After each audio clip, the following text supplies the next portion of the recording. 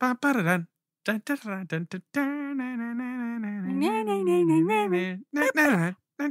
it at my funeral. I'm saying it now. Oh. God, I hope write it it's into not your anytime will. soon. When you write your will, put that in there. Be like, play it at my funeral. Someone needs to open it by doing like a poetic summation of my life, and then just go impossible, and then the overture plays, and then the pallbearers bring you in. Absolutely. Dress me in gold. And you know how people will have like the video slideshow photos? You don't need to do that for me.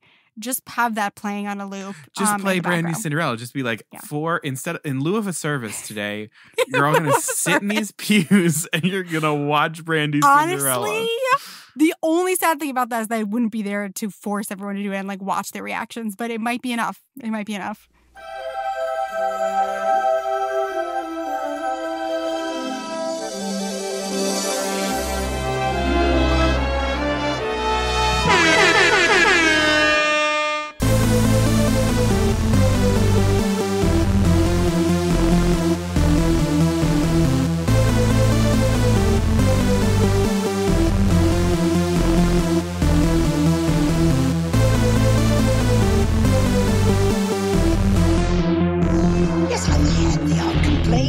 But on the whole, I've been a saint to those poor unfortunate souls.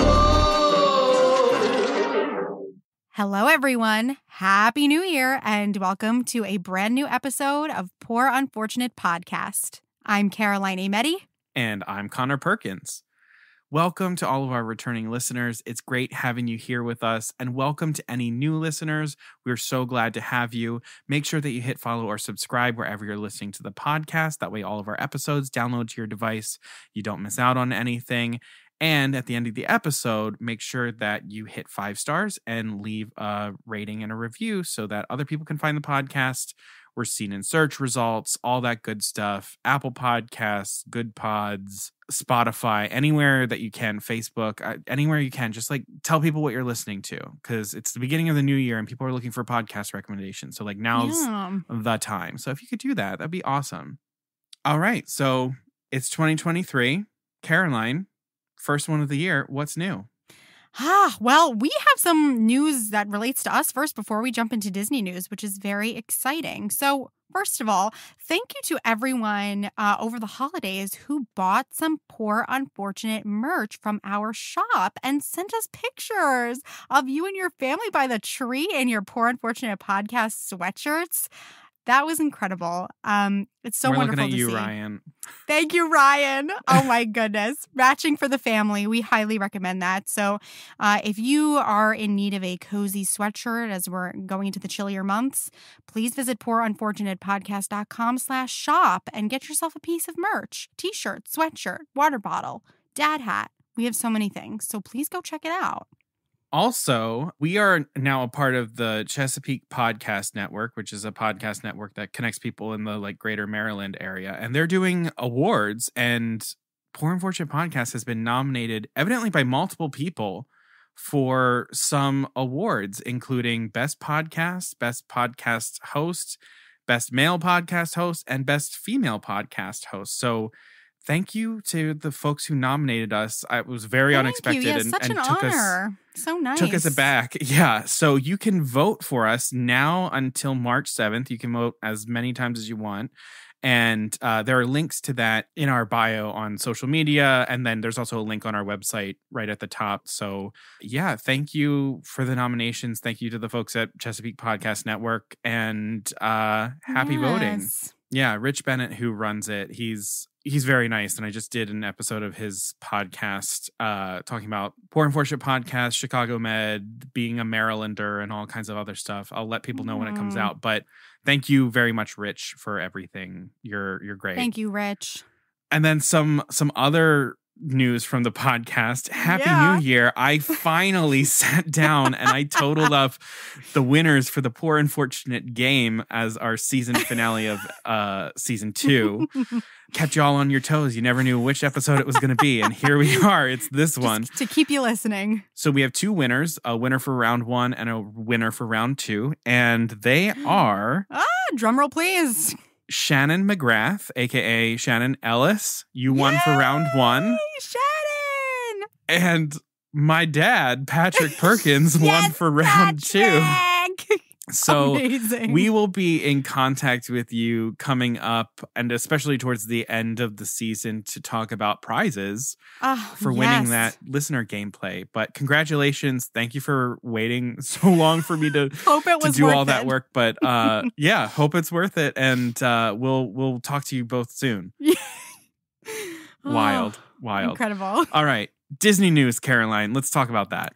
Oh my goodness. What a good day to talk about Disney news. Yeah, We there's a got lot of stuff a whole happening. crap ton of announcements. I'll try to kick us off and sort of go in chronological order of when we're getting some things. And it's such an exciting day. So going back a little bit, to earlier news that I think dropped maybe a couple weeks ago, but World of Color 1 in Disney's California Adventure is going to debut on January 27th. So this is a revamped World of Color celebrating Walt Disney Company's 100th anniversary. So we've got Encanto, we've got Coco, Star Wars, Marvel, and so many more characters and films that were not featured. Yeah, it's the first nighttime spectacular to include Pixar, Disney Animation, Marvel, and Lucasfilm all in the same show. That's very exciting. It looks really good. We've checked a lot of other things off the bucket list, so I think the next one is getting you to World of Color live. Probably. Yeah. That's probably what's going to happen. Yeah. And then a couple of days before that, in January 23rd, Splash Mountain will be closing forever and ever and ever in order to make way for Tiana's Bayou Adventure. Which we will get Caroline on. Yeah, for me, I'm like, bye-bye, Splash Mountain. Here's the thing. I love Splash Mountain. I have so much fun on Splash Mountain. I rode it twice on this recent trip that I went, and I can say as a lover of Splash Mountain, it's time. I'm ready. Okay. I'm ready to see what the next thing is. It was very, very broken and very dated and not as fun as it was. And I'm ready for them to do something new with it. I'm just praying that they go back to their concept art for the exterior. Yeah, the as tree. opposed to the 3D model that they did, because I want the tree at the top. I do too. I want that. We just deserve it. Getting some Tiana. Thank goodness. All right. And then starting today, January 10th, complimentary self-parking is back for Walt Disney World resort guests at the resorts, which this is that's huge. amazing. This is a really, really big step. And the reason why is because I think this is one of the first instances that we have seen, especially in recent years, of Disney sacrificing something that they were making money off of for the betterment of their guests, because they said that the reason why they're making this change in policy is to, quote, make your vacation a little easier and a little more affordable. Oh, well. Like, they're slowly adding some more value back into being a resort guest. Yeah. And it always should have been the case. Don't get me wrong. Parking should have always been free. I mean, it's just ridiculous, but fine. We're taking a step in the right direction. This is a good sign to me of them really listening to guests of it's gotten a little bit absurd. And I was quite frankly a little shocked that they would sacrifice something that they're making money off of. And I'm not saying that this is a precursor or the same thing as will Lightning lanes be free again like Fast Pass was or anything like that, but it is showing that there are people on the other side who are open to some ideas, and I will take it. Yeah, I agree with you. But on a very related note, starting February 4th in Disneyland, park hopping hours will begin at 11 a.m. Yeah. That's a big deal as well, especially in Disneyland when the other park is so close by. I'm sure people have been itching to hop over and just could not, and that's a terrible feeling. So that's very exciting as well. Yeah, in Walt Disney World, they announced some other changes today for annual pass holders. Now, there's no dates on when this is going into effect, but at Walt Disney World, annual pass holders will be free to visit the parks after 2 p.m. without a reservation, with the exception being Saturdays and Sundays at Magic Kingdom and blackout dates. Yeah. So that's sort of again, a sort of glimmer of there are people on the other side of the door who are open to, like, that's not an indication that reservations are going anywhere, but that things are it's an improvement happening. And then they also announced today that guests who purchase Genie Plus will get free downloads of PhotoPass attraction photos on the day of that purchase. There's no start date announced to that either. But again, it's a move of we're adding value to something that you're paying for, because the recognition of the price point and value have been so skewed for the past couple of years. Now, thinking about Genie Plus, I'm like, oh, to buy Genie Plus for a day and know that I'm getting the photos that I would probably pay a lot of money for. I'm like, it's not quite, it's still a lot. Like if you're going with a group of 5 people. It just makes you feel better. It just makes you feel better. It makes it a little bit of an easier pill to swallow. I mean, if you're in a family of 15 having a reunion, Genie Plus is like kind of impossible for you to do and pay for that, like especially every day of your trip. And that's where the biggest issue that I have with it is, because I was seeing it my trip and it was like there are always going to be people losing, but there are people who are losing by a lot right now. And but I'm happy about this change where we're putting some more value on Genie Plus with some other things that it can give you. Yeah, absolutely. Okay. Big nighttime spectacular news. So, Happily Ever After fireworks will be returning to the Magic Kingdom on April 3rd. With new projections along Main Street as part of it. And Epcot Forever will be returning in April, bridging the gap between Harmonious, which is going bye-bye with its ugly-ass barges, and a new Disney 100 show that has yet to be announced. I don't really know a lot about Epcot Forever. I think I heard good things, but I am just very happy to see Harmonious people liked go. Epcot I'm sorry. Forever because that was the bridge between Illuminations and Harmonious. And it's not the same as Illuminations, but there's a lot of music from the park in it, from Illuminations, from Epcot entrance medleys and things like that. Honestly, I was saying this today. Illuminations is sort of like recognized as being possibly the greatest nighttime spectacular that Disney's ever created. And I would not be surprised, / I kind of low-key hope that maybe they just revamp Illuminations. I saw people commenting that online and it really got me thinking. Update some of the technology and everything, but bring back Illuminations. They've recently patented some new technology for drones in nighttime shows. Woo! And some stuff with like not animatronics, but sort of like dummies that can be controlled by drones in nighttime spectacular. Oh, that's mildly terrifying. Yeah. I'm thinking like maybe they'll have like an Iron Man sort of situation where Iron Man's like flying or something like that. Okay. But yeah, we'll see what happens. They're going hard on drones in Paris right now. There's a new drone show that they've announced there. Right. So I wouldn't be surprised. Like, I would kind of be okay if Illuminations came back. They added some drones, updated some stuff. That would kind of be fine. Listen, I saw Harmonious for the first time. Yeah. And I cried. I really liked it. No, I enjoyed it. I definitely enjoyed Harmonious. I liked it a lot. And I love all the music. But there was something that I just didn't walk away with. The design was not that I quite needed. There. Something was wrong in the design. Like something was missed. It oddly felt small to me, which is hilarious because those gigantic ass barges take up so much of the space, but it feels like a small show. I don't know how to explain it, but it felt small. It was very enjoyable, but it didn't feel epic enough. I will say Harmonious, the star of that fucking show is the soundtrack. The soundtrack the soundtrack's wonderful. One of the most incredible things I've ever heard. Yeah, the opening chants, genius. I know. Genius. I know. But the music is the star of that show. It is. Give us something bigger and better. Give us Illuminations on crack.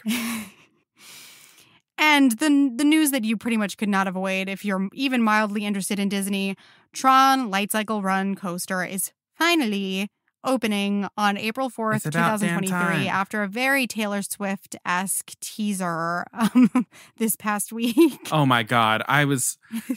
our dear friend of the pod, Gabby, was texting us about it. And I was like, listen, I do not have time for the Taylor Swift shenanigans. We're too old the tease. for this. I'm like, we have waited too damn long Yeah. for this ride. Just give us the date already. Yeah. No one is here to play the games. We don't care. It's an unacceptable amount of time to wait for a ride that they've already built before. I know. I agree with you. Just two quick ones, because you know me, I always have to talk about food in the park. So this is big for me because the boardwalk is my home resort in Disney World. Carousel Coffee has just opened in the lobby of the boardwalk, which is like what a nightmare. Made for me. But it replaced the Dundee Sundries little store. I've heard people compare the interiors of it to a hospital waiting room, Yeah, which is I very looked at disappointing that to and me. it was very bland. It's very bland, and it's just like... And it's called Carousel Coffee. I mean, yeah, right? It's too easy. Why don't we have the Mary Poppins carousel horses there? No brainer, Stop folks. it. No brainer. It would fit everything. The period, Right. like it's right on. It's I just don't more know. of the Hiltonization of these resorts. But I will say I am very excited, as a frequent boardwalk guest, to be able to grab coffee. That's very exciting for me. And then maybe this only affected me. I don't know why it made me sad, but in downtown Disney and Disneyland, La Brea Bakery has officially closed. And I can't explain why. I think it's because it's right at the end of the downtown Disney strip, right before you get to the parks. It was always like an iconic spot for me. We would always get a little bit of breakfast there right before getting into Disneyland as it opened, and it's gone. Well, so can I cheer sad. you up Yeah. with some Disneyland news in downtown Disney that's coming back? In February, Earl of Sandwich returns. And I love Earl of Sandwich. The Full Montague is one of the best sandwiches that has ever been made. We gotta love Earl of Sandwich. Oh, we probably There's gonna have to one cut in this New out, York but City. There's one single. It's probably gone now at this point. Probably. The pandemic They probably probably took it. took But it. there's one single Earl of Sandwich in New York City. And one day, Connor and I just got it into our heads. We were like, today we're going to the Earl of Sandwich. We And made a whole big management trip out of it. decided to close early. Oh my God. That's like with a handwritten sign on the door. They were closed early just for that day that we decided we were going to go there, and we were so excited. So bad. So that's great news. All right, so I'm going to hop over into Disney Plus world. So by the time you're listening to this episode, Willow will have had its season finale on the 11th, a show that is Willow in name only. I'm quite disappointed in that. Oh I no, was you so were excited. so looking forward to that. Oh yeah, no, that's sad. I'm so sorry. it's very frustrating, and Wow. and I don't want to talk about it. Okay. National Treasure: Edge of History, that thing is going, and I am watching that, and that is fun because Oh, okay. National Treasure will never not be it. And it's not trying to be like the greatest thing ever, but it's like, hey, it's National Treasure. We're going to take you for a ride. Catherine Zeta-Jones is in it, and she's eating this role. It's so She's good. everywhere right now. Good for her. Oh yeah. And the main title sequence is the best main title sequence currently on Disney Plus. It's so good. The original music from the movies is back. Other Disney Plus news, season 2 of The Bad Batch has begun. Also, Black Panther Wakanda Forever is available for streaming on Disney Plus on February 1st. Strange World and Encanto Live at the Hollywood Bowl are also available for streaming on Disney Plus right now. Between our last full episode and now, I did see Strange World in theaters. It's, God, there's so much potential in it. Watching it, there's so much potential. And to me, it kind of felt like someone put a whole bunch of ideas into an AI generator and hit generate script. And that's so unlike Qui Gwyn. And, but just something it felt like they were trying to stuff it with hit all these marks. And I don't know. There was no, I couldn't tell you what the A story was and what the B story was. Everything was competing. It was, maybe one day we'll talk about Strange World. Maybe we won't. Yeah. I don't know. Oh my God. But last little Disney news that I'll talk about right now. Avatar: The Way of Water is in theaters. This counts as Disney news now. Yeah, it does. It currently occupies the number 7 spot in the top 10 highest grossing films of all time and is steadily building toward its $2 billion mark. I saw it yesterday in Dolby with 3D. Okay. And it is probably one of the most beautiful things I've ever seen on a screen. I had to keep telling myself, none of this is real. It felt like I was looking through a window because the way James Cameron, when he made this to be seen in a Dolby theater with 3D glasses. Mm-hmm. So the way that he's done it, the 3D, it's not like popping out at you. It's all about depth. So it makes it feel like you are looking through a window. I feel like that's the future of 3D. Yeah. That's like, it's not pop out, it's depth. It's very interesting. It's depth. And you know who was actually doing it kind of like first? Disney, when they were re-releasing those animated films in 3D. Yes, I remember going to see Beauty and the Beast. Beauty 3D. and the Beast in 3D. I was like, I can see the God. layering of this. Yeah, it was all really, really good. But if you can, I would say go see Way of Water in Dolby 3D. Maybe I will. Okay. Listen, do not do drugs before you see this because you will melt into the leather seats and they will have to sweep you out. You need to go in sober. You have to. Oh my God. Last little baby, this is again feels very personal to me, but I found out me and my family over the holidays were bouncing around on a Disney Plus trying to find something to watch. And we were like, oh, remember during the pandemic, we loved watching that Magic of Disney's Animal Kingdom show. And lo and behold, that very day, season 2 had dropped. Yeah. And we started watching it and it's absolutely delightful. Do not sleep on that series. It's very lovely, and it's like you find these really personal stories going on behind Animal Kingdom that are just really wonderful. So I highly recommend that. It really got me and my family through the pandemic. I'm not even kidding you. Like they would release one every Friday during the pandemic, and we would gather around and we would watch it. So now the entire second season is out on Disney Plus. Nice, love it. All right, so that's a lot of Disney news. There's a lot happening all at once right now, and it's been a while since we've done some Disney news. So hopefully that will give you your fill, but we're going to go ahead and get started with the episode. This is our wild card episode. Mm-hmm. And Caroline, what are we doing? Well, it's truly a wild card. It's a little bit of a mix of different things, but the overarching theme of this episode is kind of first times. So we're going to start this episode by talking about Conor's Disney World trip that he just made over the holidays. And so there were so many things in this trip that were first-time experiences for him. So we're going to talk about it all. We couldn't not talk to you about this. Please. I know. She kept trying to push for this to be the episode. I was like, no, we just did an episode about your trip to Disney. So we compromised. We're doing half of the interview and then the other half we're going to play a game of like, would you rather with first things, because this was my first time in 8 years. So there were many things that I was experiencing for the very first time. All right, let's dive into it then, because I have a lot of things that I've held off on asking you because I wanted to just get it captured here. So just this part I know a little bit about, but for everyone listening, just give them a little bit of an overview of like the game plan of the trip, how long you were there, how you were splitting up the parks,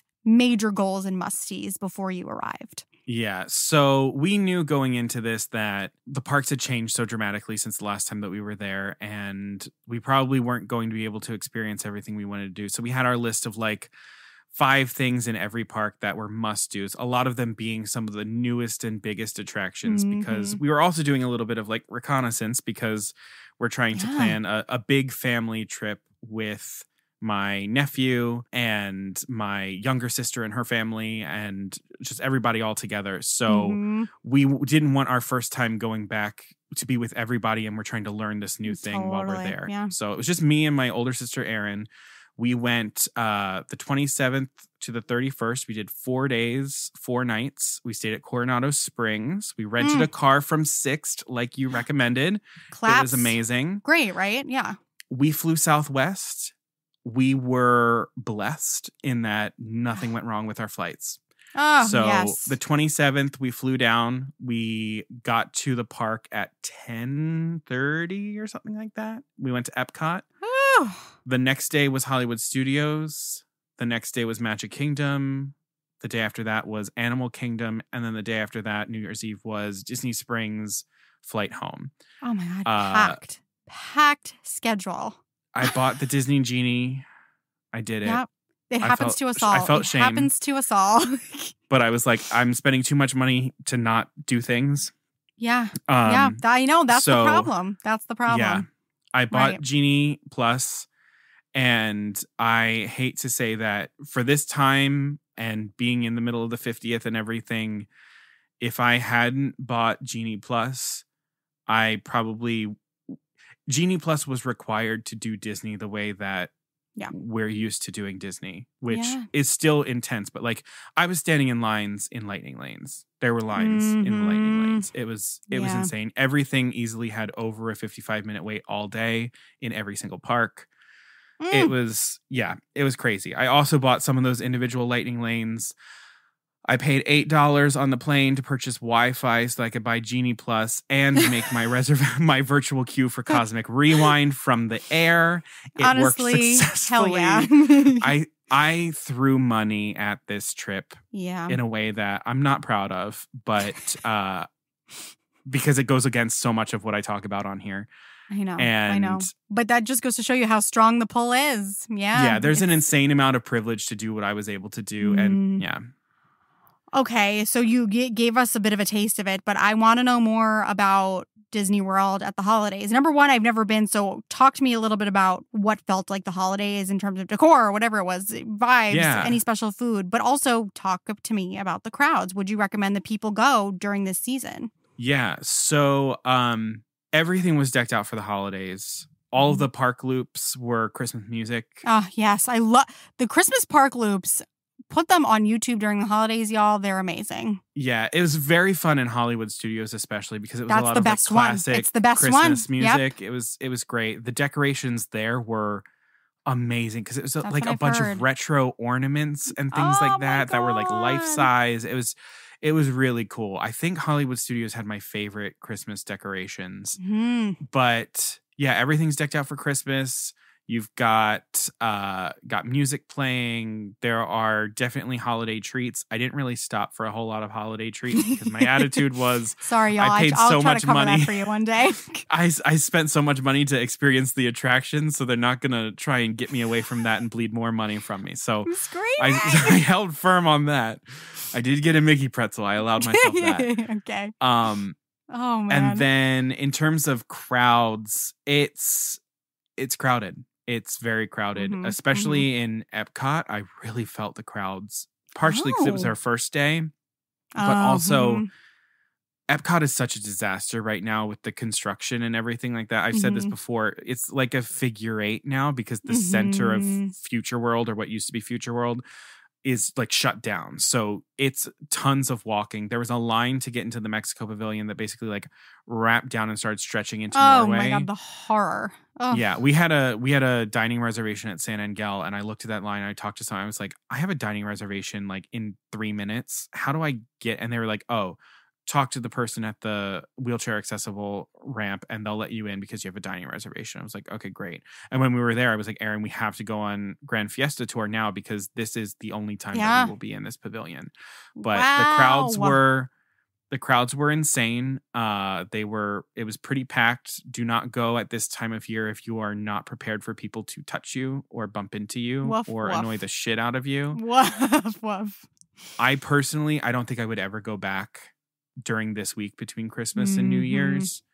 I would, however, go in January or November, early December, because the weather was the most amazing weather I've ever had in Disney. On our Epcot day, our first day, I was wearing long pants, a collared shirt, and a sweater. I didn't break a sweat except for the fact that I was like running through the park from one end to the next multiple times over because Genie Plus and the way that the lines are and all of that shit, it makes no sense and it destroys your feet. It's targeted to kill your feet on your first day. I was saying to Connor, I mean, it's interesting. Like whenever I go during the summer, I'm very sometimes limited by the things that we can do because it gets so hot and exhausting that you simply just have to stop what you're doing and like leave the heat. So it sounds great to be there in that kind of weather. I did not feel trapped by weather. It like didn't rain while we were there either, too. Like it was, oh my God. We were blessed. But what ends up happening too is like when the weather is like that, I guess children can sort of go a bit longer / parents like don't give a crap if their child's sleeping in a stroller. Yeah. And on top of the reservations, everyone just feels trapped and locked into the park. Yep. So it's like crowded, and it's crowded all day until after the nighttime spectacular or after the fireworks or something like that. Like Hollywood Studios, after the first Fantasmic performance let out, felt like there was some breathing room. It still felt busy, but there was breathing room. Oh, well, that's what I wanted to talk about next was Hollywood Studios must have been so very new for you. There have been so many changes. It was like a completely different park. Yeah, it is. So, like, did you tackle everything? What do you think of Toy Story Land and Galaxy's Edge? Like, tell me all about it. Sure, yeah. So first thing we did was Runaway Railway because we stayed on property. So we had our extra half hour in the park, which they were very kind in Hollywood Studios. They let us into the park before our extra half hour so that we could stand in line. And then at the half hour mark, they started letting people onto the ride. So it was very kind and efficient. Mickey and Minnie's Runaway Railway was freaking amazing. It was so good. I still believe that the Great Movie Ride needs to be in the Chinese theater and is the heart of the park and needs to exist. I also think that Mickey and Minnie's Runaway Railway needs to be in that park as well. Like it, I will defend Mickey and Minnie's Runaway Railway. It was amazing. I've never felt like I've been in a cartoon as much as I have in that ride. It truly feels like I was looking at pictures that I took and it looks like I'm just staring at a cartoon, but I'm like, I know all of this was real. Yeah. But Mickey and Minnie's Runaway Railway, I'd say is a must do in that park. Like, absolutely. So we did that. And then we met up with Gabby, who happened to be there as well with her brother. And so we had like siblings day. And then we went into Galaxy's Edge. And my jaw hit the floor. And Gabby took a lot of pictures of me with my jaw hitting the floor. We spent a lot of time in Galaxy's Edge. And I still do not know my way around there. And I know that I have barely scratched the surface of all that there is to do in there. It is just transportive. It is. You got on Rise of the Resistance, right? We did. I did a individual lightning lane for that. That ride is probably one of the most perfect, incredible, and well-earned rides that a franchise has ever been given. Because for those of you who don't know Rise of the Resistance, and I don't want to spoil anything for you because it's truly such an experience, it is every type of attraction you could think of rolled into one. It is a walkthrough. It is one of those shakeabout rides. It has a trackless ride. It has animatronics. It has projections. It has live actors. It is everything you could possibly imagine in one ride. That ride was incredible. And it's long. It's like 25 minutes. And the that's first what we've been order missing. the first order folks who are lining you up before the trackless portion, they are killing it. Like the group we had the most amazing people that we were riding with in the front row. It was this family and they had a little boy and a little girl, and the little girl was like a diehard Star Wars fan. And the first order agent's like quizzing her brother, blah, blah, blah, blah. And he's like selling her out. And she's like, no. And she was like, fight. It was awesome. And she's on the ride. She's like patting the droid at the front of your vehicle. And she's like, come on, you can do it. You can do it. Is giving me chills. It was a magical moment. Like it was great. We rode with some great kids and they appreciated it. And we did Smuggler's Run. I was a co-pilot. Erin was a co-pilot. I was left, right. She was up, down, and hyperdrive. I was jealous that she was hyperdrive. I was very good at left and right. And every single time I had it perfect, she would go up and down and jerk me around. And then I can see the two of you fighting so much on that ride. But very fun ride. Did you try blue and green milk? Yes, we tried blue and green milk. Erin got blue. I got green. We took a sip of each. And I am a stan on green milk. Me too. She loved blue milk, but I actually milk, like them both, the but fruity, green milk forever. Yeah, green absolutely. milk is the best. Is the best one. Absolutely, yeah. And then Toy Story Land was fun, overhyped in my opinion. Oh, okay. Oh my god. Okay. I thought it was fun. We did Slinky Dog Dash, and Slinky Dog Dash was awesome. And that is the type of kiddie coaster that I want, where Seven Dwarfs Mine Train fails, in my opinion. Oh, Slinky Dog Dash is the better version. Shoot. So love Slinky Dog Dash. We did at the end of the night because I just could get them. I got a lightning lane for Alien Swirling Saucers at the end of the night. That's hilarious. And that ride was stupid fun. And it had no right to be that fun. And we were rocking out on this ride. We had the cast members like cracking up. It was just so much fun. Toy Story Midway Mania was great because also we had her brother Eli, who used to be a cast member in Toy Story Land and knew everybody who worked the ride.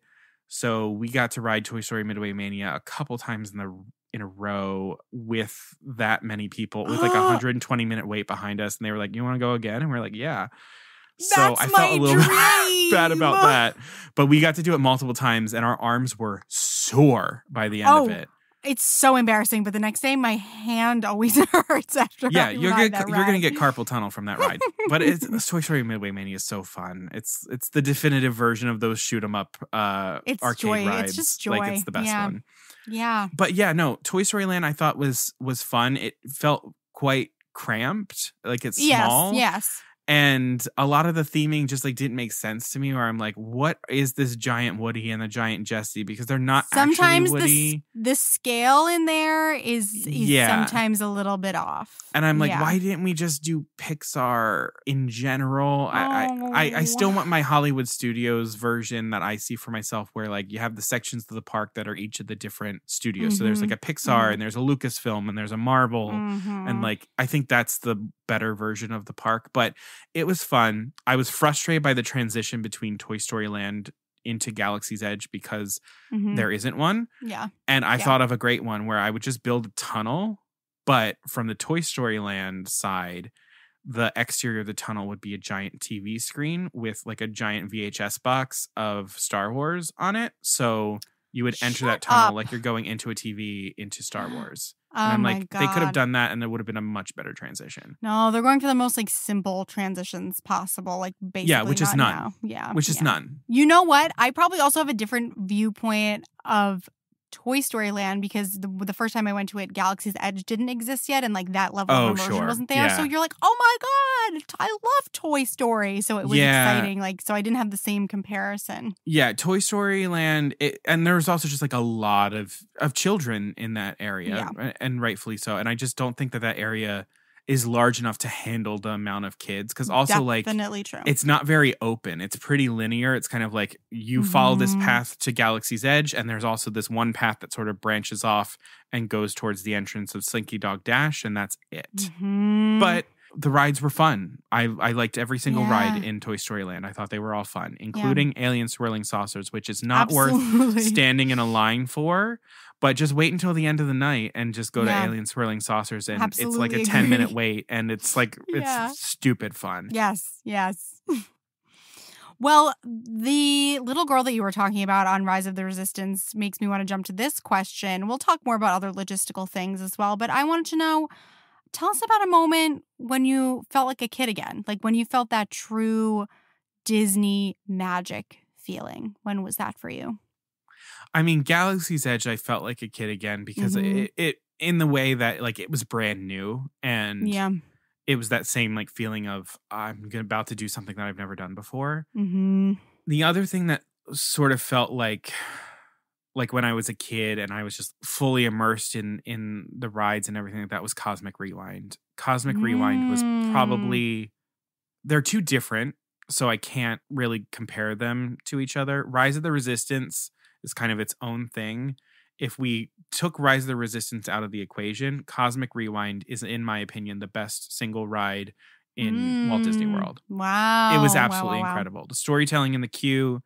I went from being someone who was like, Guardians of the Galaxy has no business being in Epcot whatsoever to finishing that ride, and I will defend its right to exist in Epcot to the death. Because they took the entire queue to explain to you why it's there. And basically what they're doing with it is they are buying into what Epcot is supposed to be, that is truly a community of tomorrow on Earth, on Terra.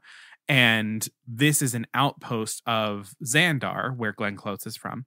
And this is their outpost where they're doing like an information technology sharing with Terra, with Earth.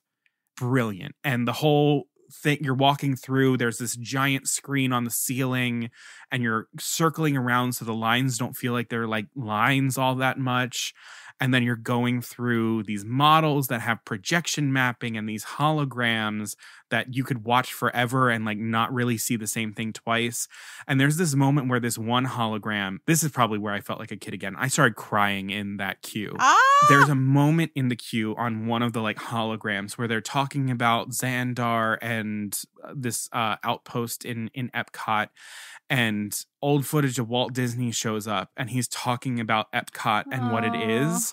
And they're using it in this context. And I was like, had goosebumps. I have goosebumps right now talking about it. And it was just beautiful. Just beautiful. And the ride itself is unlike anything I've ever experienced. It's like a better version of Space Mountain kind of thing. It's like it's a roller coaster, but it's an omni-mover system. So imagine being in a dune buggy going 35 to 40 miles an hour. So like they're directing you so that you can see like a show element that is happening at high speed. And Caroline, I swear to God, you can absolutely do this. There's no place for you to put your bag, like to secure your bag, because you don't need it. You're not going upside down. You're not having those big, like, I'm about to like fall over a thing. It's just fast. Okay. And it's so much fun. It's so much fun. Conor was texting me throughout, and you were in a little bit of a low place right before that, and I was so happy just to see how like thrilled you were getting off of that ride. That was when I felt like a kid again. Like I felt like a 10-year-old version of myself, kid again on that ride. I'm so glad that made you so happy. And again, we don't need to dwell on this part for too long, but I do know that it came after kind of like a tough part of the day for you in Epcot. So talk about that and talk about any other disappointing low moments for you as well, because they should be acknowledged. They happen. Yeah. So this was kind of a mistake on my part. I didn't understand that with Genie Plus, you can make a reservation either once your previous Lightning Lane has been used or 2 hours after you've made the first one. Yes, I didn't grasp that. Oh, okay. So when I was on the plane, I could have gotten a Lightning Lane for Remy's Ratatouille Adventure, but it was at 3:30. And I was like, I'm not going to spend $29 because it was $29 every day. It was the highest that it's been. That is... Yeah. I was like, I'm not going to spend $29 to not be able to make another reservation until 3:30. $29? Oh my God. And that was a mistake because I should have gotten it. And then 2 hours later, I could have made another Lightning Lane reservation. And that was a mistake of planning on my part. So in order to do Remy's Ratatouille Adventure, we did have to stand in line for it. And that was probably the biggest disappointment of the entire trip was Remy's Ratatouille Adventure. Not the ride, because the ride is wonderful and fun and lovely and beautifully done. Yeah. But I stood in a 2-hour, 40-minute line for Remy's Ratatouille Adventure. Yeah, I did too, baby. It filled the entirety of the Ratatouille expansion of France. I felt like it was unconscionable to have kids waiting in a line that long. I agree. The kids were suffering. The kids in line with me were crying, sweating. It was terrible. It was miserable. And also the theming for that queue made zero sense to me at all and felt so unlike Disney Imagineering. Because you're going into like a theater. Yes. And there's like show posters. And then you go through some stuff. And then all of a sudden you're on the rooftops of France. And then you're in an artist studio, and then you're back out on the rooftops and you're rat-sized. And I'm like, what is happening? I do not get the story. And it was only right when I was in the loading area I realized, oh, right, we're now the size of a rat. But there was nothing in the story of the queue to like shrink you down to the size of a rat. Nothing like that. Yeah. And I had experienced that before I did Cosmic Rewind. And it was so unlike the storytelling that I am used to from Disney Imagineering, and especially in their newer attractions. Like, I think of the queue for Seven Dwarfs Mine Train, which I think is actually amazing. I love that queue. I just don't like that ride. I did not care for my experience of Remy's Ratatouille Adventure. It was misery. And I'm like, I am losing 2.5 hours of my day. I know. Standing. And by the time that we finished, I was like, get out of France. We're not coming back. I'm like, we're not eating anything. I know that looking feeling. at anything French. Fuck the France pavilion. I can't. No. So that was rough. But then I think the other most disappointing thing was I paid the money for an individual lightning lane for Flight of Passage. Tell the people this story. Yeah. So I bought, and that's a variable price as well. So I bought the individual lightning lane for Flight of Passage. It was $25 a person. God. I think it was 15 when I was, or maybe even less. That is, oh my God. It was $25 a person. Rise of the Resistance was also $25 a person. But that I thought was worth it because at least I was paying $1 a minute that I was on the ride, and that feels worth it. There you go. I go through all of the stuff with Flight of Passage, the multiple pre-shows, the stuff like that. I'm texting my cousin who's so excited for me to do this ride, and she's like, that was our favorite thing. I can't wait for you to experience it, blah, blah, blah. You've been telling me for ages that you couldn't wait for me to experience it. Yeah. I get onto the goddamn Banshee fake motorcycle bullshit, and they could not lower the leg restraints on me because my calf muscles were too muscly. I cannot believe this. Told me that I had to get off the ride. So I didn't get to do it. And I know I'm a bigger person and everything, but my legs are actually probably the body part that I'm most proud of. And my calf muscles and everything like that, they're not very large. Yeah, that's the thing. Yeah, I had to sit out there while everyone else rode the ride. And once I was out of the ride and I was like waiting there, I got to thinking and I realized what happened. I was wearing new shoes that have a lot of cushioning. They're Hoka's. And they're very thick shoes. If I had taken my shoes off, I could have slid my legs all the way forward to where your feet are supposed to be, and it would have fit no problem. And I was frustrated that when I'm in that moment, I'm like all panicky and everything like that. So I'm not thinking that. And I was frustrated that that wasn't an option that a cast member or someone had thought of in riding that ride of like, oh, you don't need your shoes to ride this ride. You could take off your shoes as like an emergency thing of like, if the leg braces aren't fitting, you can do that. Because it wasn't an issue with any of the other restraints. It was just my leg restraints. And they're not necessary. They're just for the effect. You know what I mean? That's the most disappointing part too.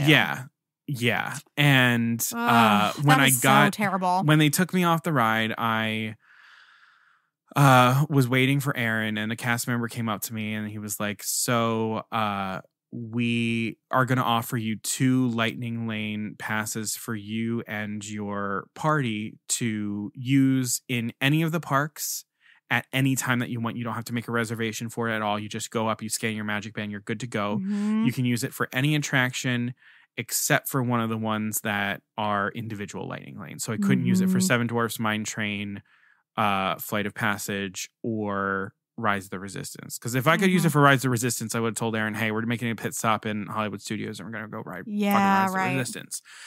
But I asked him, so I paid for this, for the individual lightning lane. Can I get a refund?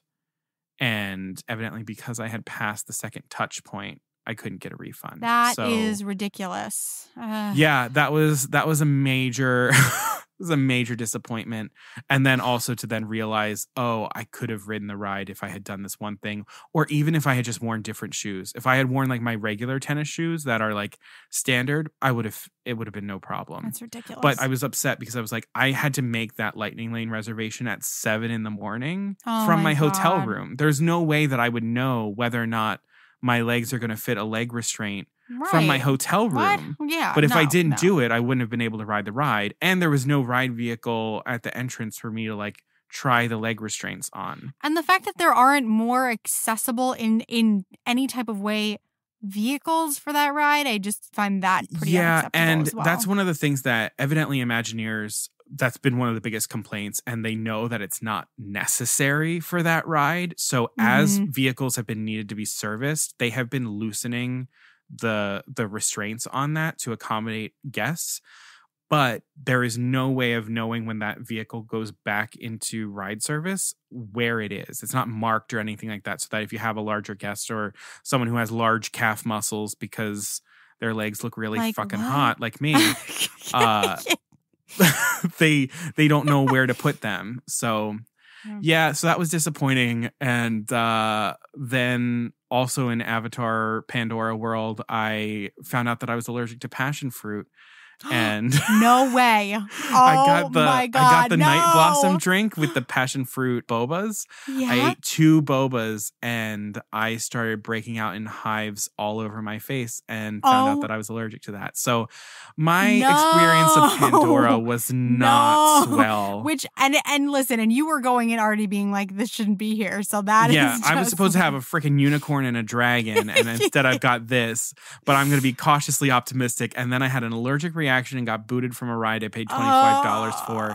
So it wasn't a great experience. But I did watch the Finding Nemo musical. I was like, Aaron, let's go ride. We'll go ride Everest and then watch the Finding Nemo musical. And it was fine. And then we went to the Magic Kingdom later that night because it was New Year's Eve. So they were doing the New Year's Eve celebration. So we were in the park from 7:30 in the morning to 1 a.m.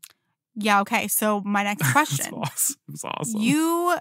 That's just so much. It was awesome. Also, which this part of it to me, I cannot relate with. You do not drink coffee. So talk to me about how did you keep your, I mean, I know that some of it is probably just pure adrenaline, but talk to me about like, how did you keep your energy up for these long days? What did you do if somebody was flagging? Like, how did you make it through these really, really long and all of this walking too? So, I mean, I would drink soda for my caffeine every once in a while. And you don't stop for little snackies and things. Like, how? No, I do not. What? I think part of it is that I'm just like a nightmare person when I'm in a Disney park. But then, I mean, also like our day in the Magic Kingdom, my blisters were hurting and I was feeling a little bit tired. So we went to the Columbia Harbor House for an early lunch and I positioned myself in this one window, and it just so happened that from that window we could see the parade. So we just like sat a little bit longer in Columbia Harbor House and watched the parade out the window. So I would say like we took when we had a meal opportunity, when we had a scheduled rest, we took advantage of the scheduled rest. And then we would also like try and find some attractions to sort of like put in the middle of things that were more relaxing. Yeah. So like when we were in a Magic Kingdom for the first day, we did Peter Pan's flight right out of the gate. Then we did Space Mountain, and then I was like, let's go do the People Mover. Yeah. And we just rode the People Mover, and it was just like a slower speed. And then I was like, okay, I'm still a little bit tired because I had like 2 hours of sleep the night before. And I was like, let's do Carousel of Progress. And so then we sat in Carousel of Progress, and then we made our way over and we did early lunch and everything like that. And then I was like ready to go and we could tackle some other stuff. Those 3 things in Magic Kingdom, Carousel of Progress, People Mover, Columbia Harbor House, that's like the 1, 2, 3 punch of like take a rest. Yeah.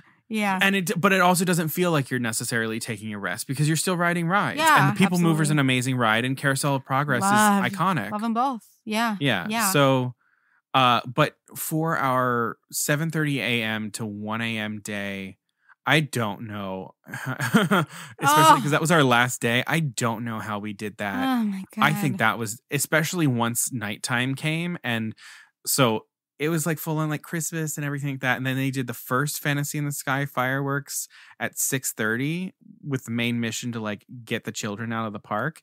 And once that finished, it was dark out.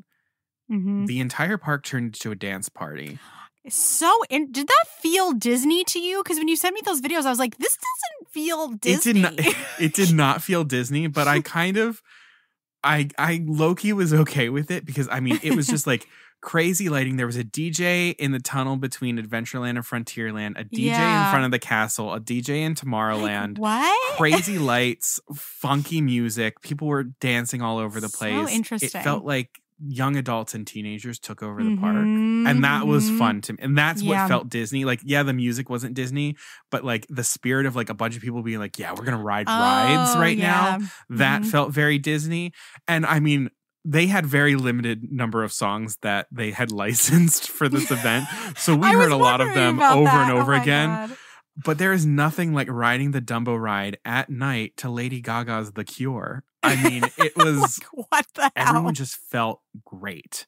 And I highly recommend, if you are going to go between Christmas and New Year's, I would recommend not doing New Year's in the Magic Kingdom. because it gets mobbed in the Magic Kingdom. Mm-hmm.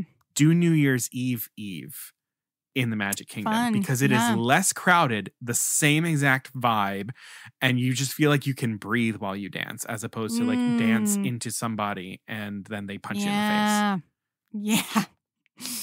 Yeah.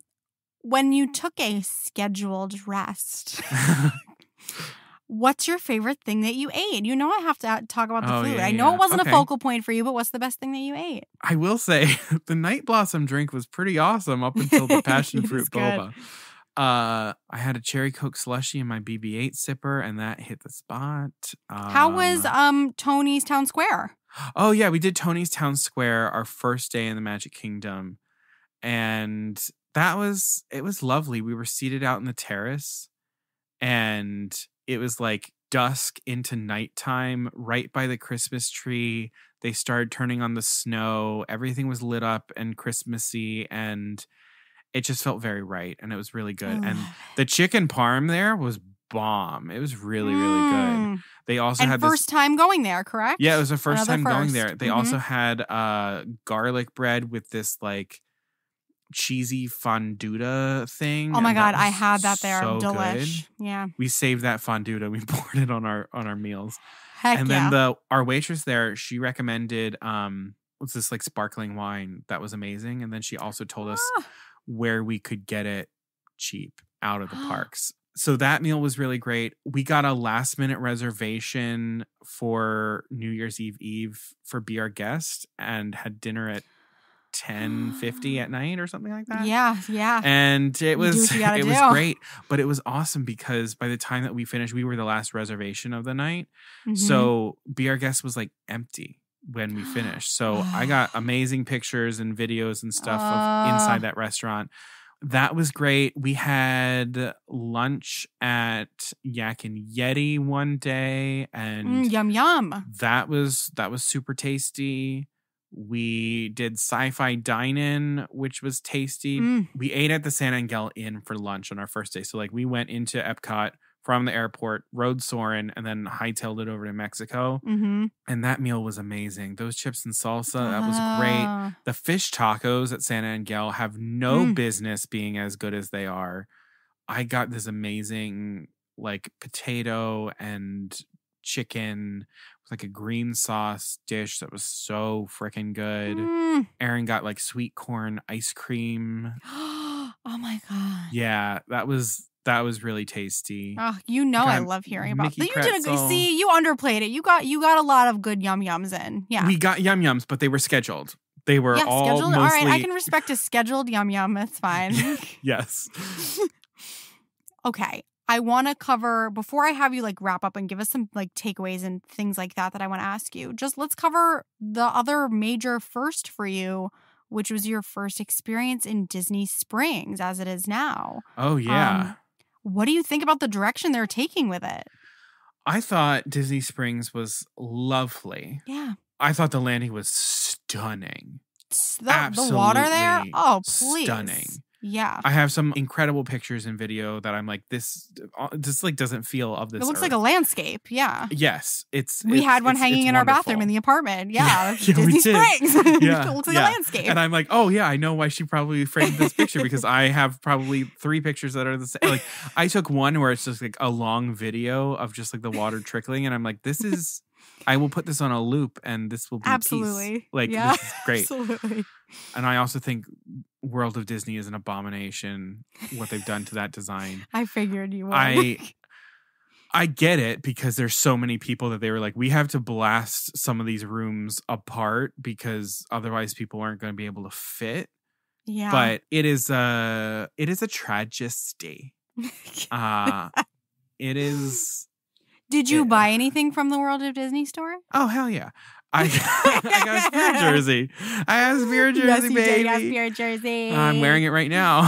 Yeah, he joined the Spirit Jersey Club. I saved a lot of shopping for World of Disney because, I mean, that's what it was designed to be. Absolutely, like that last place so that you could get your souvenirs and stuff. So we did Gideon's Bakehouse. We were bummed because it was New Year's Eve.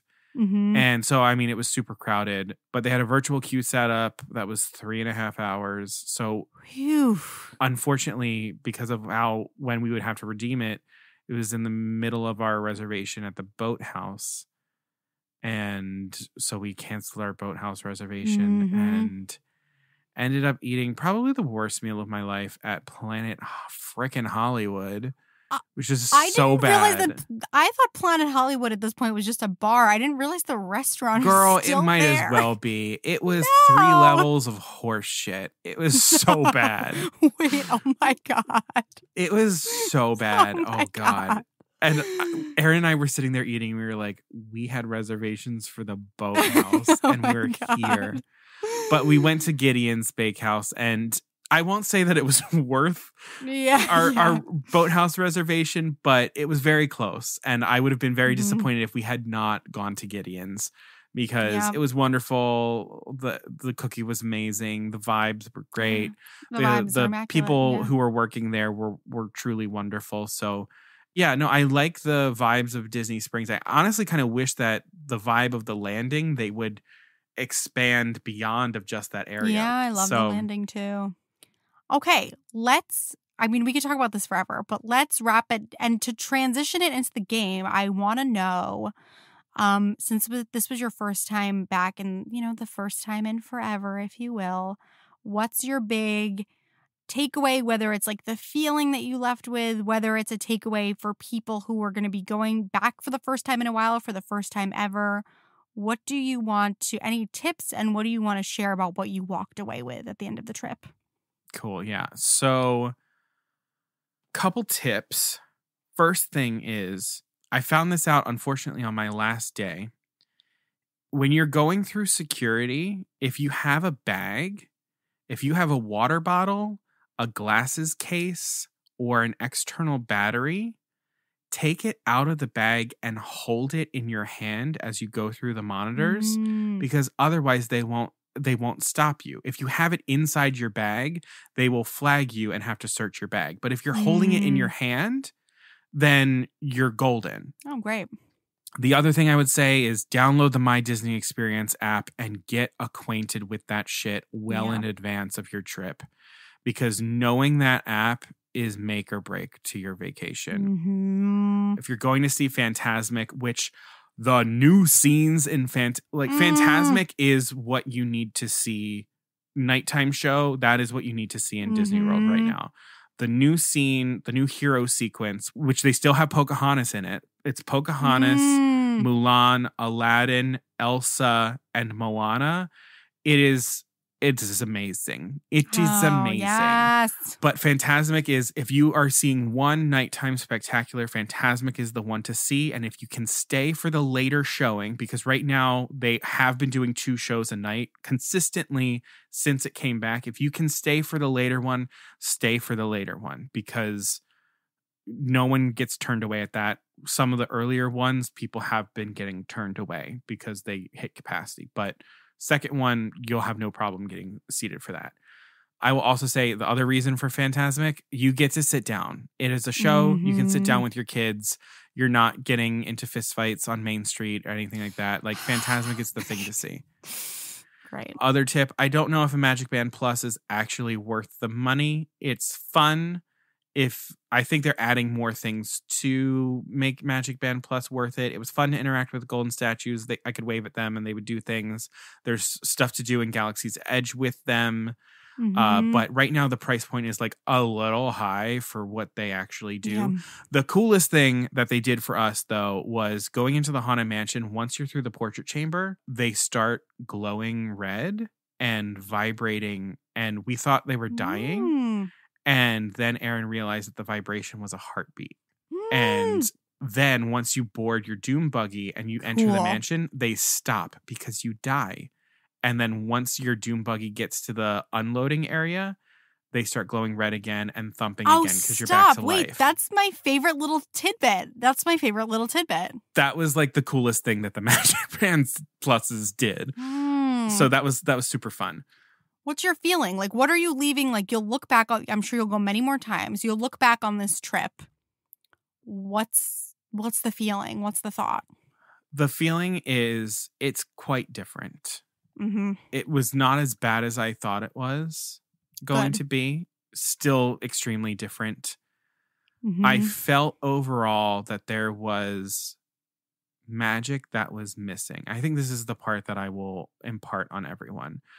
I felt a difference in the attitude of everything in the park. It didn't quite feel as special, didn't quite feel as cared for, and that was a bit of a disappointment to me. And I think part of that comes from the price point of what a Disney vacation is right now, because right now we've sort of gone from Disney as an expensive family vacation to Disney as an investment. People are Definitely. going into debt over these trips. It's insanely high. And when they're paying that much money for anything else, you would feel like you're getting a very personal experience. You feel like you're getting like a VIP treatment.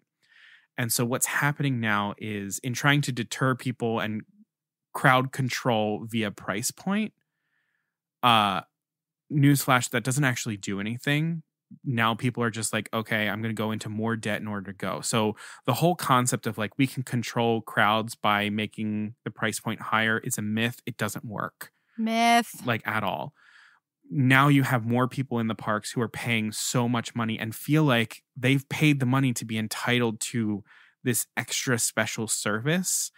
And combined with the My Disney Experience app on your phone has taken everyone's awareness from being around everything that they're experiencing into the realm of the personal. Yes, where they feel that's what it is. entitled, and they feel that everything is in the center of me.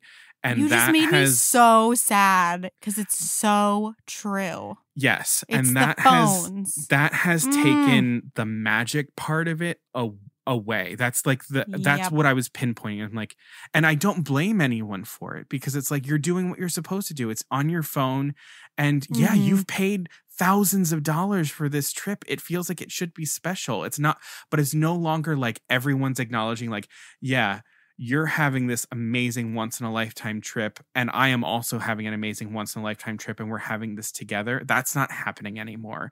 Now it's like Mhm. almost every man for himself, and that's sad, and that's not what Yep. Disney used to be. Yeah, you nailed it. But I think there's hope for it, because there are people in the parks who are feeling the same way. Oh, I feel like I'm going to get emotional right now. There are people in the Mhm. parks who are feeling the same way that we're feeling, Mm-hmm. and they're just afraid to say something. Like, I was in those lines and I was like, no one's talking to each other like we used to in lines anymore. There was that communal experience didn't exist. Everyone was like, Yeah. I have to do everything for the sake of my trip and my people. But those moments can happen. When we were in Magic Kingdom watching Fantasy in the Sky, we were in Liberty Square, and we were sitting along like a stone wall to watch the fireworks. And this dad comes over, and he has 2 kids and his wife and her parents. And there was like a small section to either the right and left of me and Aaron where we were sitting. And I was like, Aaron, can you scoot down and we'll make room for all of them? And we did. And the mom was like, thank you so much. And we started this conversation about Disney and the fireworks and their trip and their daughter. And she had her Magic Band Plus. She was the only one in the family who had one. And we were talking about the things that she was excited for and her favorite characters and what's going to happen next. And we watched the fireworks together. And then we wished them well. And Aaron and I started away. And oh God, now I'm going to start crying. And then she ran over to me and Aaron afterwards, the mom. And she was like, I just want you to know that this was the best part of our trip right now. Because you guys, I have been feeling like the magic is gone. And for you guys to just sit here and talk to us and make room for us and include us, she was like, that has been the most magical part of our trip. And she was like, so thank you so much. And we were like, and then I started crying and she started crying. And it was like, Oh my God. it was amazing. So it's up to us when we go to now create those magic moments. And we have to, like, we just have to. because we can, and we can chip away at the jadedness of the park. It's possible. Like, we've done it multiple times. Why are you making me cry? So while it feels like it can be a lost cause, like, it's definitely possible and it's definitely worth it. And like, that was the most magical part of the trip, is those moments where we like fought the jadedness of the park and won. Like, it was great. So when you go, talk to the people in lines, thank the cast members for just the stupid shit. Like, thank them for waving at you as you're leaving the Magic Kingdom, because I mean, the cast members, they're incredible. The cast they're members incredible, are absolutely and incredible. they are not getting the recognition that they deserve. They are aching for ways to make your trip more magical, and they are basically like bound now of what they can actually do. Yeah. So them being there right now is them trying to do the best. So take the magic into your own hands. Fuck the system. Fuck all of that. And make the trip the magical experience that you want it to be by including other people and being kind and doing some Cinderella, have courage and be kind stuff. Like, do that. And yeah. Oh my god. So that was my Disney trip. Oh god. Oh my god. Wipe away these tears. Oh shit. Oh my god. All right. Well, let's play a game. Yeah, let's play a game. It feels odd after that wonderful magical moment, but let's play a little game. All right, yeah. So we have 10 questions that are would you rather, themed around first experiences, first things. So Caroline, you have 5 and I have 5. Yes. So my first question is, would you rather be the first person to ride the Haunted Mansion when it opened, or the first person to experience Rise of the Resistance when it opened? Ooh. I'm going to go with Haunted Mansion because I felt like I successfully avoided any Rise of the Resistance spoilers before I got on it. I worked so hard for that. Yeah. And so if I had been the first person on it, I mean, I wouldn't have wanted to ruin it for other people. I don't know. But there's something like the feeling that the first folks on the Haunted Mansion must have felt. There wasn't anything that existed like that. That was spooky and comedic and like immersive in that way, and like experiencing like even just like the stretching room for the first time. And can like, you imagine being in the ballroom for the first time and seeing my God. actual ghosts? That would have been awesome. And you know, I guess part of it is like Rise of the Resistance fully impressed me in so many ways. It was friggin' incredible. But I think in a way now it's a little bit harder for us to be impressed. And like back when the Haunted Mansion opened, like you said, the ballroom, my mind would have been blown by that. Yeah. Oh, I can just imagine myself describing that, to try to describe that to people. Oh my gosh. Like, there's ghosts. There's actual ghosts in the building. It's a haunted mansion. I swear. The ghosts. Okay. Connor, would you rather find out that Vader is Luke's father for the first time again, or find out that Hans is the villain for the first time and once again? I would rather find out that Vader is Luke's father for the first time again, because when I found that out, I remember where I was when I watched Star Wars for the first time. I was like downstairs in my basement of my old house with an easy bake oven and my 2 sisters and the trilogy on VHS. Like, absolutely. Absolutely. That sounds like pure happiness. Right? In the 90s. And I did not have any sort of appreciation for what a moment in cinema history I was watching. I didn't either. Or like what the concept of like a turn like that would actually be. I was like, oh yeah, okay, he's his father. Yeah, cool. Me too. So I would rather get a chance to re-experience that being a little bit older and like to really go on that ride and have that happen for the first time. I would rather get another shot at that. Hans being the villain, I feel like I got the turn, and I remember being in the movie theater as everyone gasped and it was and all of that stuff. But I want the Vader do-over. Yeah. It's good. Would you rather see Hercules come to Broadway first, or Hunchback of Notre Dame come to Broadway first. Oh, that's so mean. I know. It's in honor of Paper Mill Playhouse because Hercules is happening at Paper Mill Playhouse very soon.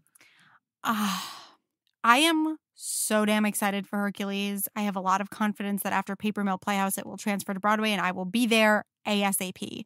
But I've got to go with Hunchback of Notre Dame for this. Okay. I don't know. I just like that. I'm very excited to hear what new addition to the score we get for Hercules, but I already know what they are for Hunchback of Notre Dame, and I really love them, and I love what could be done with it in a very dark, creative, and also inclusive fashion on Broadway. I've seen a lot of productions where deaf actors play Quasimodo. I would love to see that on Broadway, but I want dark Disney on Broadway. Everybody has seen fun and like absolutely bopping Disney on Broadway, which I love as well. But it's time for dark Disney on Broadway. And I feel like we kind of got that with Aida. Yeah. And I want Aida back too. And Hunchback has been the one where everyone's like, why hasn't this been on Broadway? It's like it's one of the very few musicals that Disney's made that like feels like a no-brainer that it belongs on Broadway and hasn't made it yet. I feel like for whatever reason, the timing when it was at Paper Mill Playhouse, the timing, like what Broadway was looking for, what Broadway audiences wanted to move for at that time, wasn't that. No. Yeah. I want it. Okay. Would you rather walk down Main Street, USA for the first time again, or experience the World Showcase for the first time again? I think I'm going to say walk down Main Street, USA. Which feels very un-Connor of me, considering how much I love Epcot. Yeah. And I guess this would go with like experiencing it at the age you are now, but it would be the first time. Like not going back to being a kid, like at the age you are now, it's the first time. At the age I am now, still I think I would say walking down Main Street, USA. Because Walt Disney World, the way the Magic Kingdom is set up is just this brilliant take on experiential anticipation. The fact that you have to drive to the Ticket and Transportation Center, and then you have to either take a ferry boat or a monorail to get to the Magic Kingdom, and then you have to go through the gate, and then you have to get down Main Street, USA, and then you're at the castle. Every single bit of it is about building those butterflies in your stomach. Yeah. And walking down Main Street, USA, the final leg of that anticipation is the most adrenaline-filled, exhilarating moment. And I would love that. I would love to experience that again. I mean, in some ways, I still get that every single time I go to the Magic Kingdom. Yeah, me it's too. never as good as the first hit. It's kind of like drugs. But yeah, I would go for that again. World Showcase will always be impressive.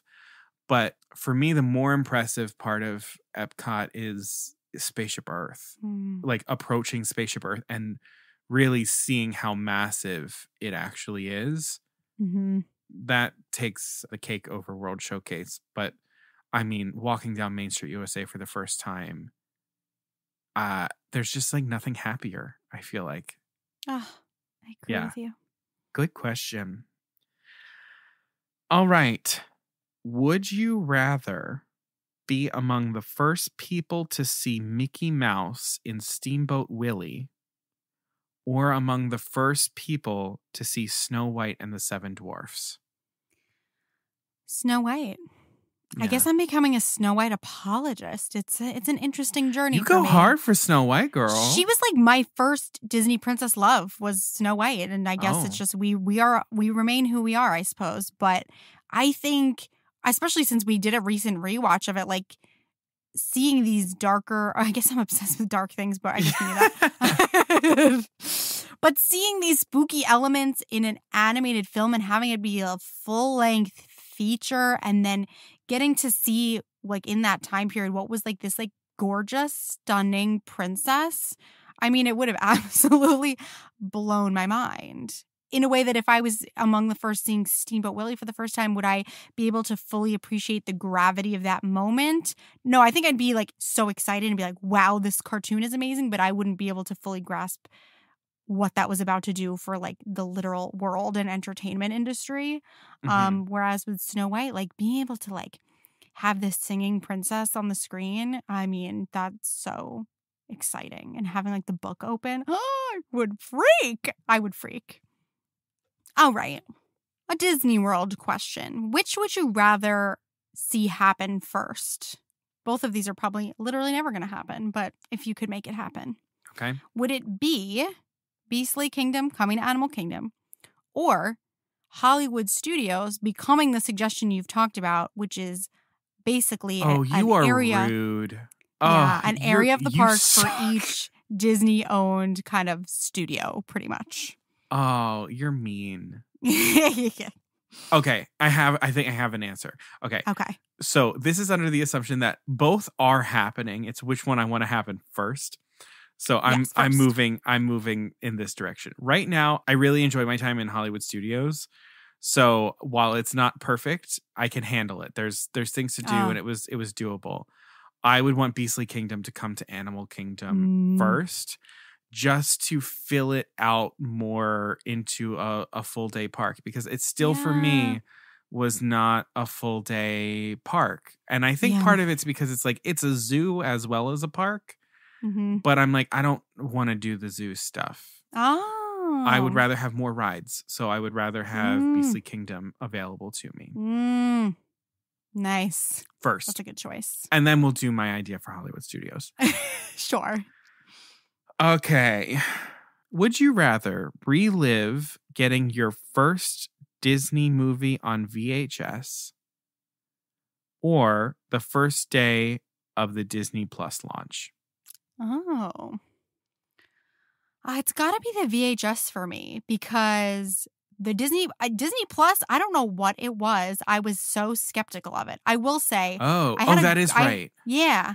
And I did have a great first day with Disney Plus. I put on Lady and the Tramp immediately, and I loved it, and I wept like a child. But like the feeling, again, like related to the Main Street USA thing, the anticipation leading up to knowing I was going to get a VHS.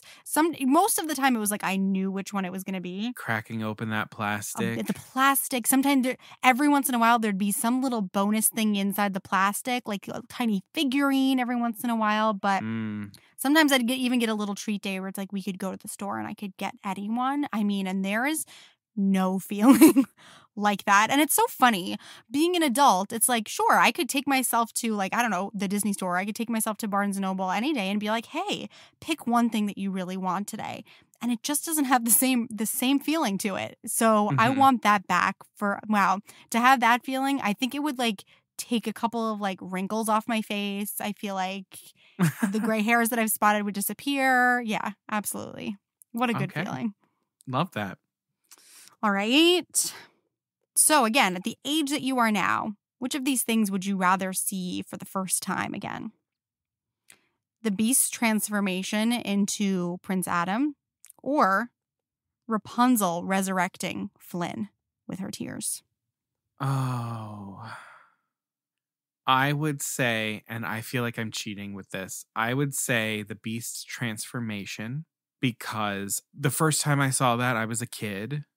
And I think didn't really appreciate it. And I did see Beauty and the Beast in theaters when it was in 3D and had a bigger appreciation. But it wasn't the first time that I had seen that transformation. Yeah, right. And that's an epic transformation, because it's not just him.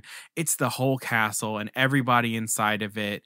And I have to tell you, we didn't talk about this either. We'll have to talk about it more next time. But when I watched the 30th anniversary special, did we talk about this? No, we didn't. No, we didn't.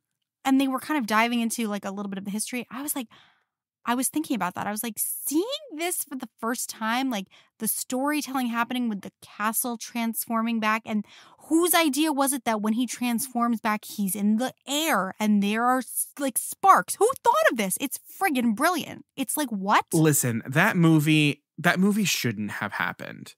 That movie should not have worked at all. Disney couldn't make it work himself. Like, he couldn't figure it out. Like, that movie is like a seminal piece of art. Like, it we will never see its likes again, and now its watch has ended, like that type of shenanigans.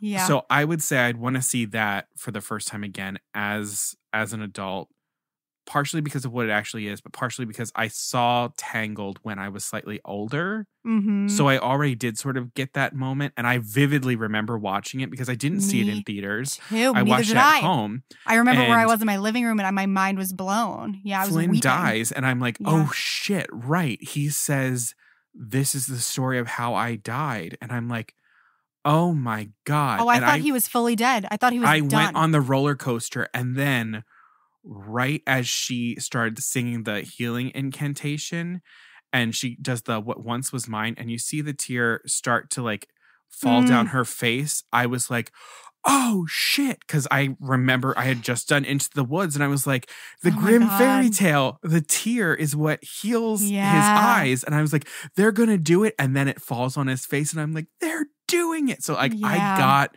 the whole roller coaster of emotions. So that's fine. I want to do that for Beauty and the Beast now. Mm-hmm. That's my two such amazing moments. Okay, my last question that I have for you, and this one is gonna hurt. Would you rather relive the first broadcast of Brandy's Cinderella No. all over again? No. Or relive your first trip to Walt Disney World all over again? I mean, I guess it sort of depends on how good your first trip to Walt Disney World was. Right. That's what I was going to say. Like, it's not like I'm the age I am now and I'm going to Disney for the first time, right? I'm reliving the first trip. You're reliving your first trip to Disney all over again. This is all impossible. the magic you felt, like you get to be a kid again, all the magic you felt as a kid. There's a piece of your brain that's the age that you are now, but your kid body, it's the 90s again. Oh, like wow. You're going through all of that. Or relive the first broadcast. Again, you're a kid. That Sunday night, Wonderful World of Disney is back in your living room watching that.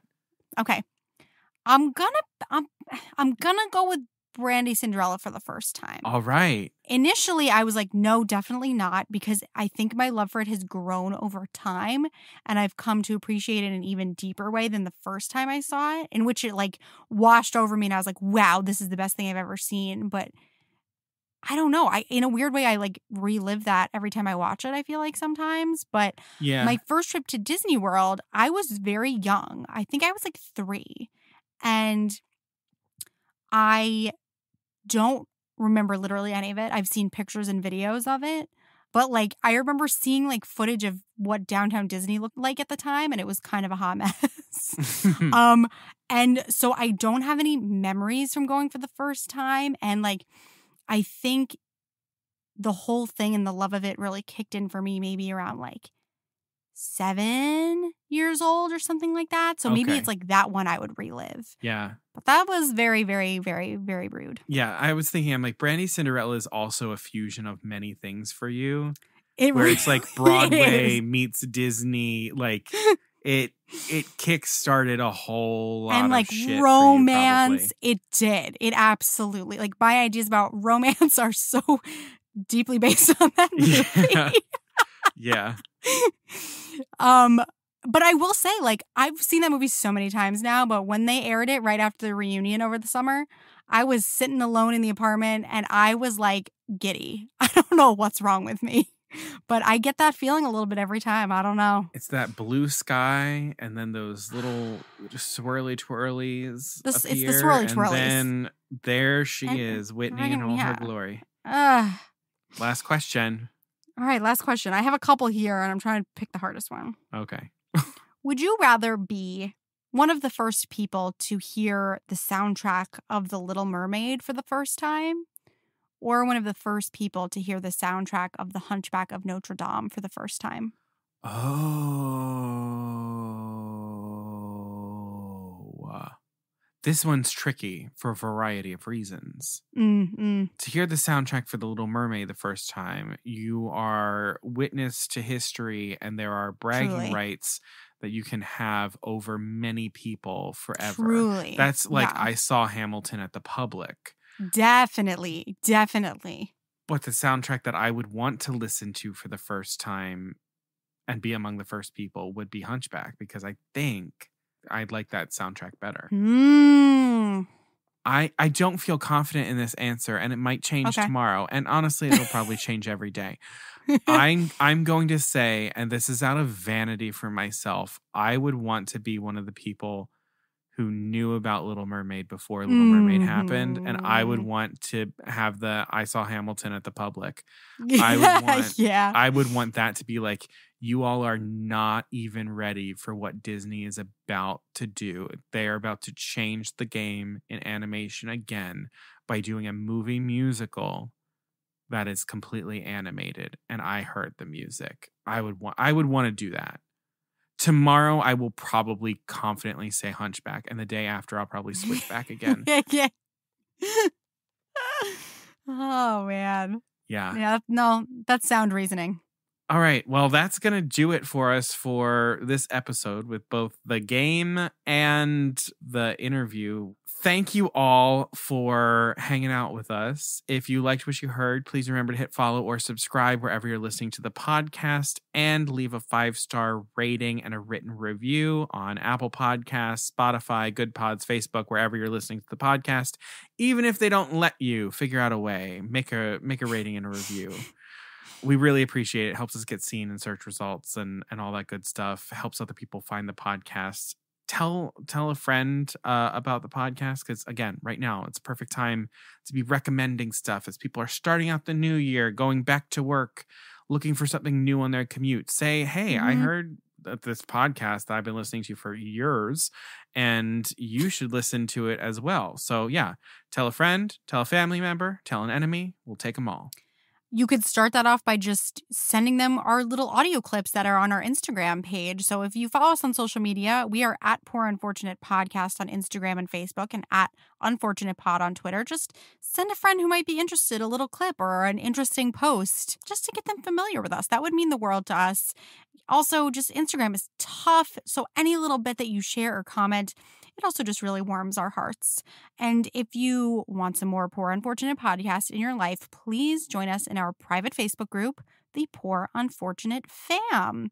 So people have been talking about their Disney trips in there. We've got some fam members who have Disney trips coming up, and we can't wait to hear all about them. We talk about the episodes. Y'all have been giving us some great takes on the episodes, some great suggestions for future episodes. So if you want your voice heard, that's the place to do it. And it's also a great way for Conor and I to get to know you on a more personal level and tailor the episodes toward what you want to hear, and just also know who's out there listening. So please come on down. We would be so thrilled to have you. And the last thing I will say, because it does take us a little bit of money to keep the podcast up and running and coming to you, we do have a PayPal account. It is linked in the episode description and on the website links in all of our social media accounts. Truly, anything that you have to spare goes a long way for us. It could be a one-time donation, monthly donation, $5, $10, more than that. It all just goes right back into the podcast, helping us keep it free and ad-free for the most part as well. So thank you very much for considering donating to us in the new year to help us just cover the expenses so that we can stay focused on making sure that we are getting you content on a regular schedule this year. So thank you very, very much for that. And yeah, merch is available. Voting is open for the Chesapeake Podcast Network Awards. We hope that your holidays were fantastic and 2023 is treating you the way that you deserve to be treated, Hunty. Yes. And until next time, Beluga Sevruga.